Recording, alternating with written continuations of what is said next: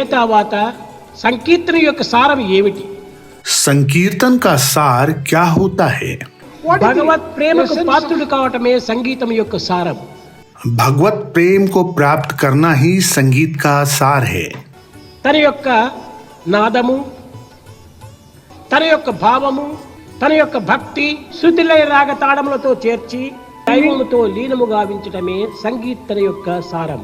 कोई स्वर में, भाव में, भक्ति में, श्रुति, लय, राग, ताल में गा सकता है, लेकिन इन सब के साथ दैवत्व में लीन होकर गाना ही संगीत का सार है.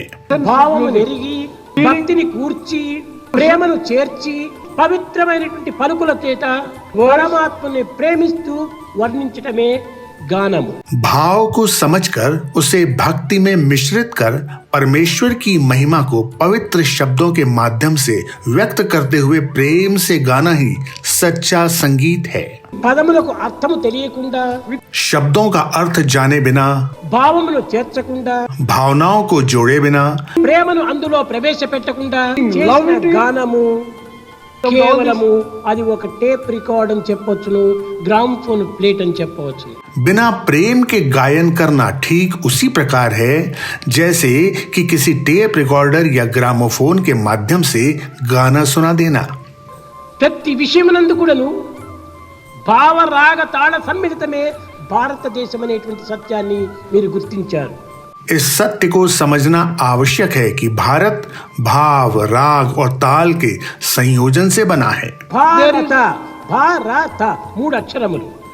भारत, इसमें 3 शब्द हैं, भारत. భావము అనే పదములో మొట్టమొదటి అక్షరము బకారము. भाव शब्द का पहला अक्षर भा होता है. రాగము అనేటువంటి యొక్క పదము లోపల మొదటి అక్షరము రకారము. राग शब्द का पहला अक्षर र होता है. తాళము అనేటువంటి పదము లోపల మొదటి అక్షరము తకారము. ताल शब्द का पहला अक्षर त होता है. ఈ మూడింటిని చేర్చడం చేతనే భారత అని పేరు వచ్చేసేసింది. इन 3 अक्षरों को मिलाने से भारत नाम बनता है. కనుక భారతీయులు ప్రతి కార్యమునందును భావ రాగ తాళ సమ్మిళితమైనటువంటి రీతిగా ఉంటుండాలి. इसलिए भारतीयों द्वारा किया जाने वाला प्रत्येक कार्य संगीत की ही मधुरता की तरह भाव, राग और ताल से परिपूर्ण होना चाहिए. నీ నిత్య జీవితంలో నీవు అనుసరించే ప్రతి కార్యమునందు కూడాను ఈ మూడింటి యొక్క ఏకత్వం అత్యవసరం. दैनिक जीवन में किए जाने वाले सारे कार्य में इन तीनों का एकत्व होना अत्यंत आवश्यक है. నీవు చదువుతున్నావు, చదివే సమయంలో నీ భావము, నీ రాగము, నీ తాళము మూడింటి యొక్క ఏకత్వం ఉంటుండాలి. मान लो कि तुम अध्ययन कर रहे हो तो उसमें भी भाव, राग और ताल का एकत्व आवश्यक है. తాళమనగా ఏమిటి అర్థం చేసుకోవటం. अब इसमें भाव का क्या अर्थ होगा? ఈ సబ్జెక్టును చక్కగా భావన చేసుకోవటము. विषय को स्पष्टतः भली भांति समझना भाव है. రాగమనగా దానిపైన ప్రేమను ఉంచటము. राग का अर्थ है विषय से प्रेम करना. అదే విధంగానే ఒక లెక్చరర్ అనుకుంటుంటే అతను కూడాను తాను చేసే పని యందు ఈ భావ రాగ తాళతములు రెండింటి యొక్క చేరిక, మూడింటి యొక్క చేరిక ఉంటుండాలి. अगर तुम एक व्याख्याता का उदाहरण लो तो उनका कार्य भी भाव, राग और ताल का संयोजन होना चाहिए. ఆ సబ్జెక్టును అర్థం చేసుకోవటము, సబ్జెక్టును ప్రేమించటము, సబ్జెక్టును తగినటువంటి దీనిని చక్కనైనటువంటి రీతిగా బోధించటము, ఈ మూడింటి యొక్క చేరికనే ఈ యొక్క ఉపదేశం. विषय के अर्थ को स्पष्ट रूप से समझना, विषय से प्रेम करना और उसे पढ़ाने के लिए एक सटीक तकनीक का बोध होना ही इन तीनों यानी भाव, राग और ताल की सुगंध है. వంట చేసే సమయం నందు కూడాను మంటకు తగిన వంట, వంటకు తగిన మంట.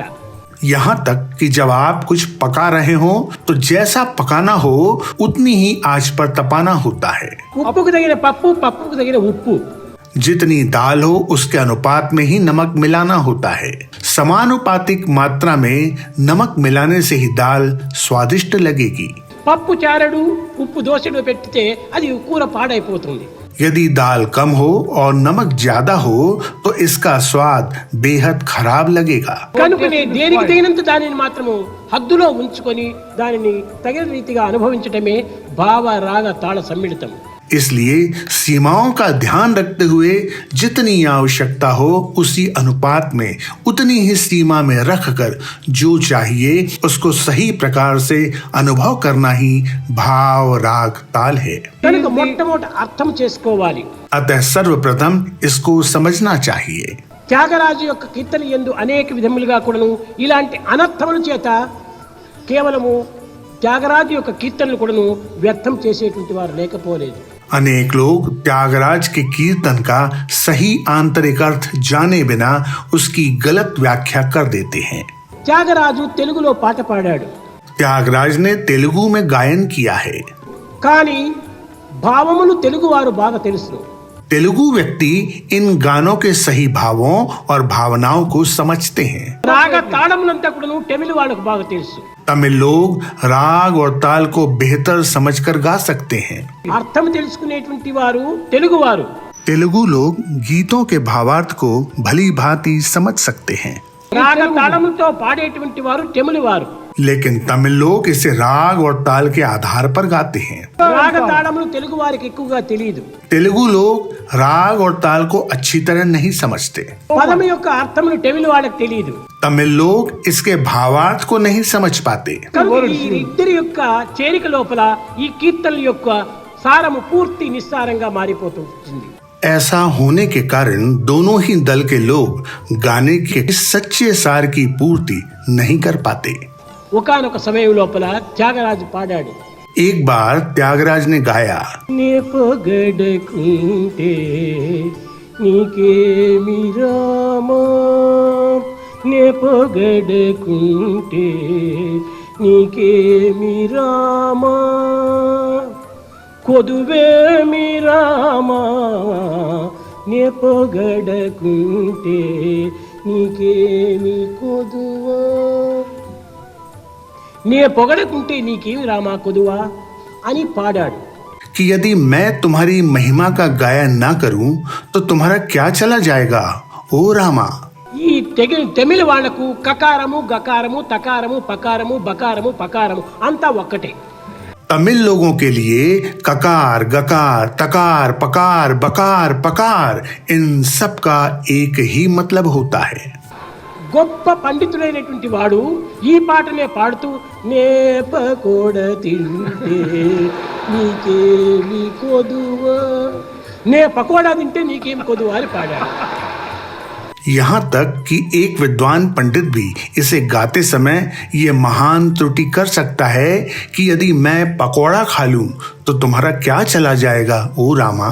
यहाँ पोगड़ कुंते यानी पोगड़ अर्थात प्रशंसा को पकौड़ा कह रहे हैं। పొగడా పకోడా ఎంత వ్యత్యాసం వస్తుంది చెప్పండి। पोगड़ यानी प्रशंसा को पकौड़ा का उच्चारण करने से पूरा अर्थ ही बदल जाता है। కనుకనే భావము అనేటువంటిది పదముల యందు అత్యవసరం।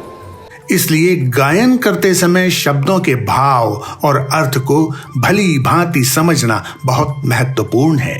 కనుక భగవత్ నామ సంకీర్తన చేసే సమయం లోపల ఈ భావాన్ని రాగాన్ని తాళాన్ని చక్కగా గుర్తించి నగర సంకీర్తన చేయాలి, భగవత్ సంకీర్తన గావించాలి। इसलिए जब तुम नगर संकीर्तन करो या नाम संकीर्तन करो तो भाव राग और ताल के महत्व को समझ कर गाओ। తెలియనప్పుడు తెలిసిన వారిని అడిగి దానిని తెలుసుకోవడానికి ప్రయత్నించాలి। अगर तुम्हें अर्थ नहीं पता हो तो पहले जो अर्थ जानते हैं ऐसे लोगों से अर्थ समझ लो और फिर पूरे भाव के साथ गाओ। समस्त लोग